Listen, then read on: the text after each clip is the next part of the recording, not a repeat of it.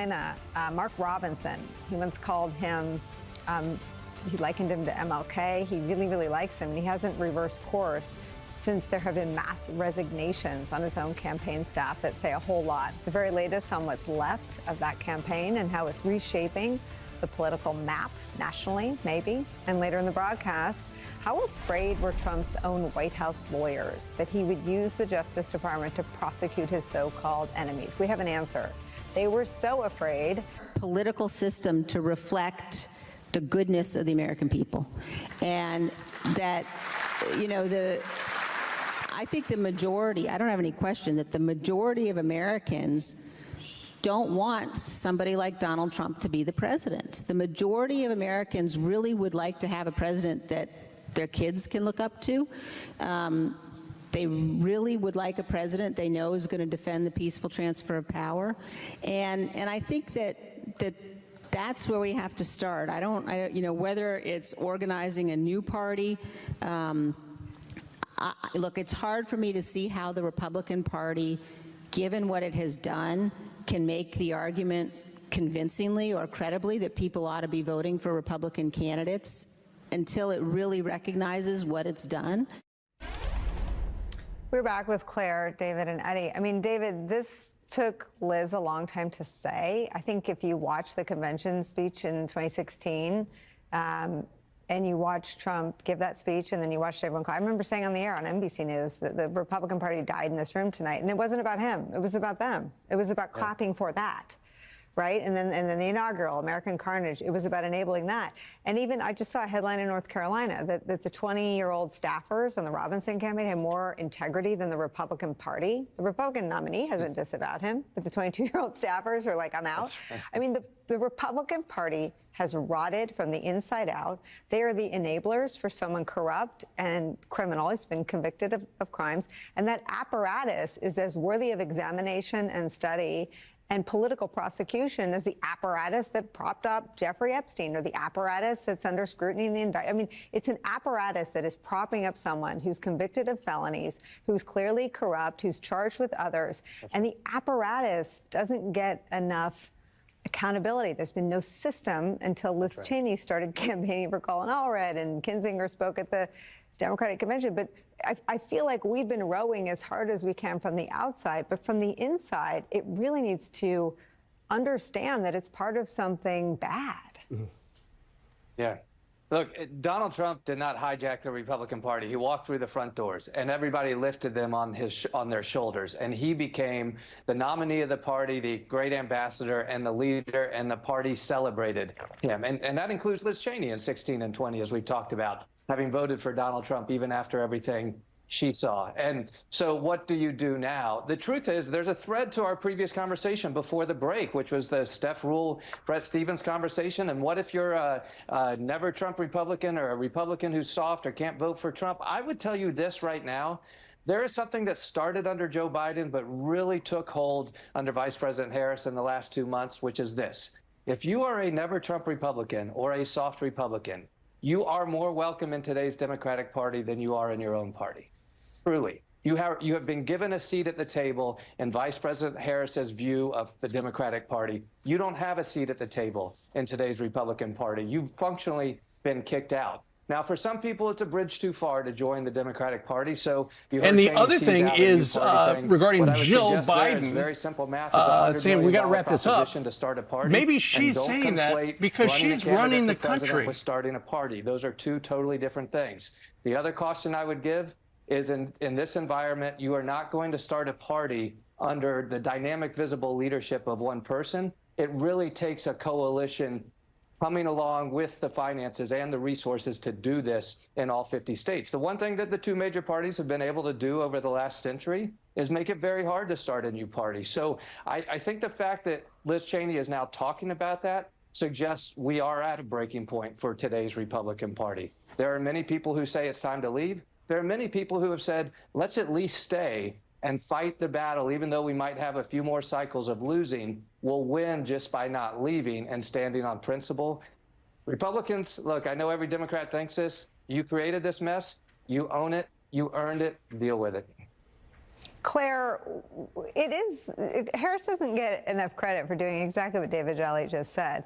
There's no hesitation in welcoming and branding her own coalition as this ideologically diverse coalition that's about freedom. And I've never seen anyone in either party sort of create, and again, she gets, the parallels are always sort of, I think, intended in a very positive manner back to the 2008 Obama campaign in terms of enthusiasm, but we haven't really perfected the way to articulate the ideologically expansive nature of her base. Yeah, and I think she doesn't get enough credit, Nicole, because it's a binary choice. And I think so many people are wrapped up in the disqualification of Donald Trump as a leader, as a terribly flawed man and a dangerous man in terms of having the kind of power a president has, that they aren't paying close attention to how much she is reaching out. Certainly the convention was a good example of reaching out to Republicans. You had a lot of Republicans speaking. I think a memorable line was from the Lieutenant Governor of Georgia, who said, voting for Kamala Harris doesn't make you a Democrat, it makes you a patriot. And so, but she will try, if she is elected, she will try to put Republicans in her cabinet. I remember when Obama worked at putting Republicans in his cabinet, and he managed Ray LaHood, and he reached out to a few others, but it was tough to get Republicans to join in terms of a more unified party in the middle. It was tough. And now with social media and the polarized nature of our politics, it's even harder. But nobody can say she's not trying.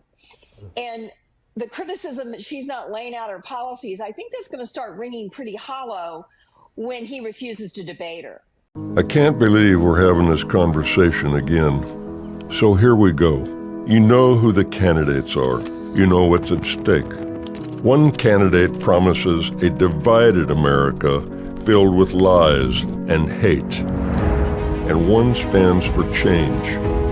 Kamala Harris has more courage, more honor, more guts than this guy ever had. So you decide, are we really going back down that same fucking broken road, or are we moving forward towards hope, towards freedom, towards change? We know a strong middle class has always been critical to America's success. There's promise that lies in change, and the time for change is now. So what the hell are you waiting for?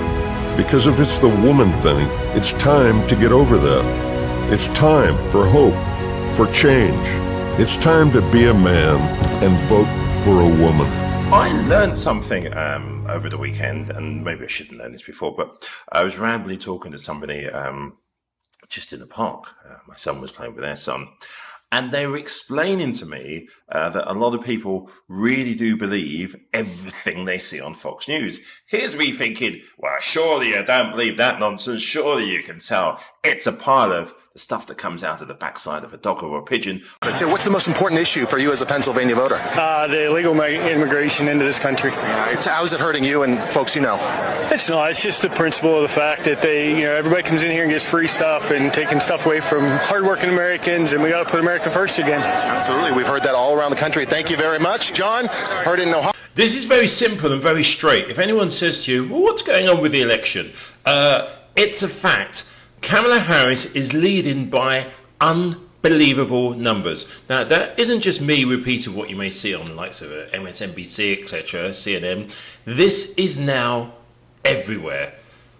I mean, everywhere. That is the quote they have said. If you don't believe me, have a look at when Peter Navarro is giving this information.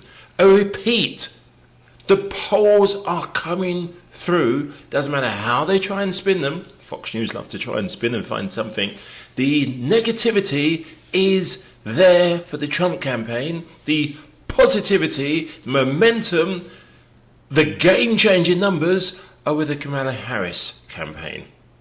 Richard, give us a quick summary of the other polls and then tell us what you were seeing, sir. Yeah.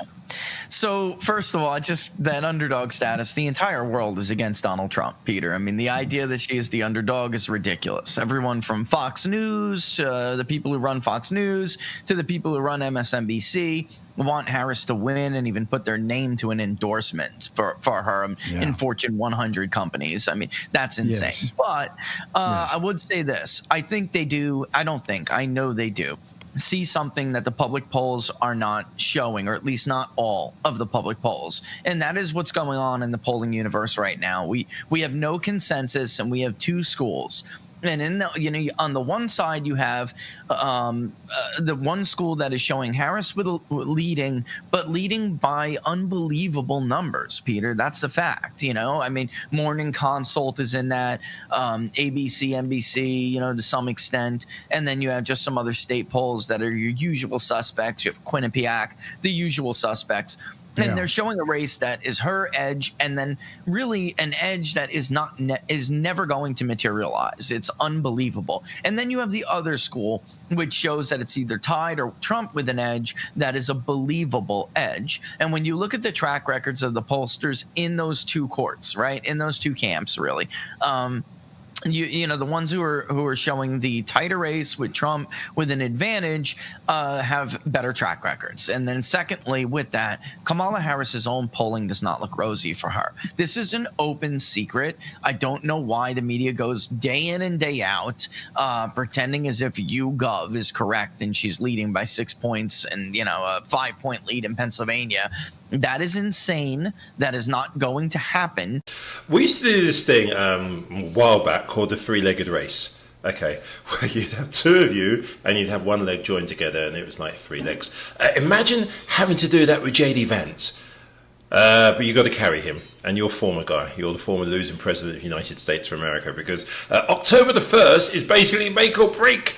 Literally, the Trump campaign is relying, this is crazy, by the way, on J.D. Vance to put in some type of performance, turn up, against him. Also, they're having a vice presidential debate on October the 1st that CBS are hosting. And, that's his last chance. That is Trump's last opportunity to try and register something, because at the moment, he is getting trashed, thrashed, slaughtered, whipped. What word would... Give us another word. Comment section to describe the fact that Trump is having a disaster. Literally. But apparently October the 1st... I'm trying to be serious here. I'm an outsider looking in. But everything I've seen about J.D. Vance wouldn't exactly instill me with confidence that if I was down to my last dollar, I would stick it on J.D. Vance and he would come home in a three-legged race with former guy. Yeah. My money is definitely on Kamala and Tim in a three-legged race. I'm being totally serious. I mean, J.D. Vance, where would you put your last dollar?